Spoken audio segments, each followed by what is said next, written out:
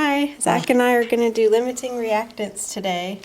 And y'all should have your worksheets, so let's go step by step through this paper. So it says, you are investigating, let's zoom. Can I zoom? I can't zoom. Oh, I'm already zoomed, maybe. All right. You are investigating the precipitation reaction occurring between aqueous lead nitrate, that's PbNO3 with two NO3s, and aqueous Ki, which is potassium iodide. Now, both of these are ionic compounds. Both of them are soluble in water. But if you mix lead nitrate and potassium iodide, you get a reaction because it will form lead iodide, which is not soluble in water.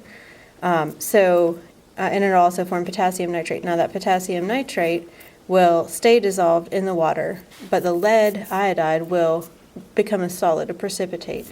So you mix these two clear, colorless liquids together, and what you end up with is a clear, colorless liquid and a bright yellow powder at the bottom of your test tube or whatever you're mixing in. Just like we did the separation of sand and salt, then you can filter out that yellow solid with filter paper, coffee filter, whatever, and then you can reclaim that lead iodide and then use it for whatever you need to use lead iodide for. It's good for paint, bright yellow.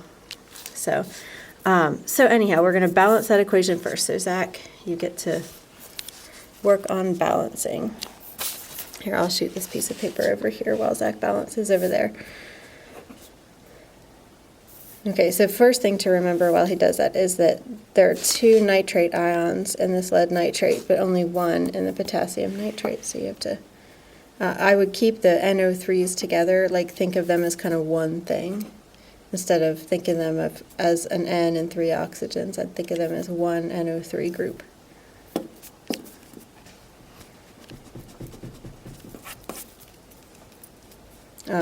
Just as an aside, you'll learn about this later, but this is a double replacement reaction, which means that you basically have a metal, lead, here, and a metal, potassium, here, and then a non-metal or an ion group here, the nitrate group in this case, and the iodine in this case. And basically a double replacement reaction just switches. So the lead had the nitrate, the potassium had the iodine. Now the lead has the iodine and the potassium has the nitrate. They just make a switch. Double replacement reaction.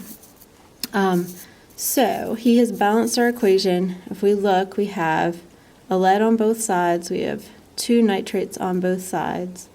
We have two potassiums on both sides, two iodines on both sides. So looking good. Okay. So then it says you weigh out 1.0 grams of lead nitrate and 3.11 grams of potassium iodide and dissolve them in water. So now we have grams. So whenever we're working with chemistry, do we want grams or what do we want, Zach? Moles. Moles. We want moles. So we're going to think about that. We dissolve them in a flask of water. When they're mixed, you observe a yellow precipitate, which is an insoluble solid. Lead iodide is a water-insoluble yellow solid. The other product, KNO3 potassium nitrate, is very water-soluble white solid. So you won't see it because it'll actually be dissolved in the water, forming a clear colorless solution. You filter the solution through filter paper, and you weighed the piece of filter paper and found it to have a mass of 1.89 grams. So why do you choose filtration to separate a mixture of lead iodide and aqueous potassium nitrate? So just like the sand and the salt, Zach, why would we want to Get rid of the, get more of the liquid than the solid so you don't have like a mixture of both? Okay, so we're separating a mixture, right? Yeah. So just like the sand and salt, is this a chemical change or a physical change? Physical change? Okay, so we have a physical change going on here, separating lead nitrate and lead iodide and potassium nitrate is exactly the same as separating sand and salt. It's a physical change, not a chemical change. So what's going to get trapped in the filter paper? The lead iodide? Yes. And what's going to go through the filter paper and not be trapped? Potassium nitrate? Yes. So we're going to choose our means of separating a mixture by the physical properties. One is a solid and won't pass through filter paper. One is aqueous, so it's dissolved, so its tiny little ions will pass through the filter paper, just like salt passed through and sand didn't. So we chose to separate using filtration because a solid won't go through filter paper and a dissolved thing, an aqueous solution, will. So how can we recover the potassium nitrate? So that did go through the filter and is still dissolved in liquid. But what if we wanted that potassium nitrate? How could we get it? How do we get the salt back? We got to get rid of the water. Right.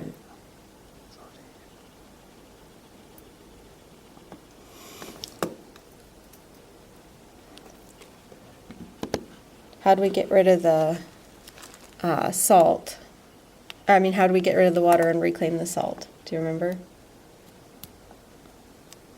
No, I don't remember. Okay, so when we separated the sand and salt, sand was in the filter paper, we could let it dry out, then we'd have the sand back. To get the salt back, we have to evaporate out the water. Now you can let it Okay. sit on the table and evaporate forever, or what we did was we boiled off the water. Oh, that's right. Now remember, ionic compounds have very, very high boiling points, so you're not even going to melt the potassium nitrate, much less boil it. So the water has a much lower boiling point. So you're just going to choose the method of separating them based on their difference in boiling point. That's the physical characteristic that you use to separate water and potassium nitrate. So we're going to boil it. We're going to get rid of the water. It'll just evaporate into the air, leaving behind a white powdery solid, potassium nitrate in this case, just like the white powdery salt that was left behind when we did that experiment.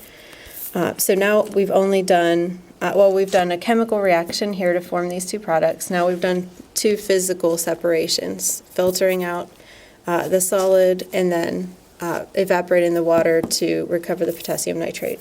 But in this experiment, we're not interested in the potassium nitrate really. We're really interested in that yellow solid, the lead iodide. I'll put up a video later, hopefully, where you can see some lead iodide. You dry the filter paper with the lead iodide on it. The mass of the dry filter paper and lead iodide is 3.34 grams. What's just the mass of the lead iodide? So how do we find the mass of the lead iodide when we can only weigh the lead iodide stuck to the paper? Mm.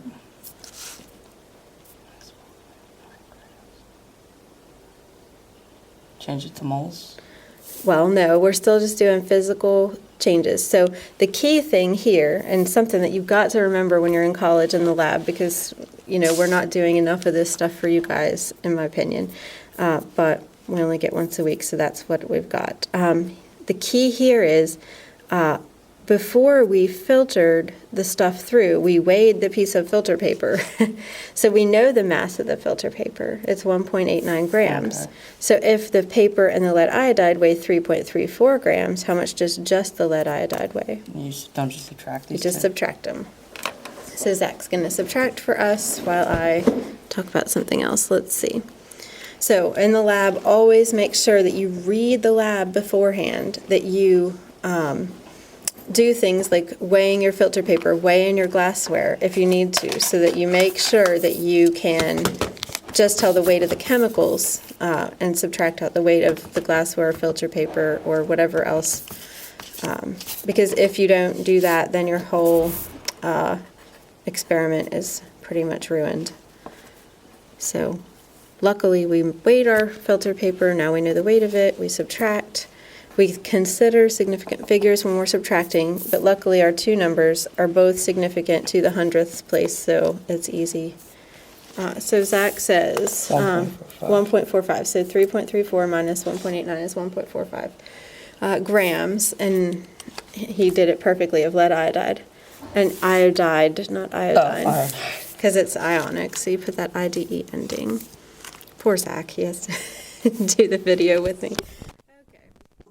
So, use the periodic table to find the molar mass of lead nitrate. Add the atomic masses of one lead, and then these parentheses mean you've got 2 nitrogens and 2 times 3, which is 6 oxygens. So you're going to add those up. I'm at my 10-minute mark, so we'll do that, find the molar mass of all of the things that we need here, and then we'll come back.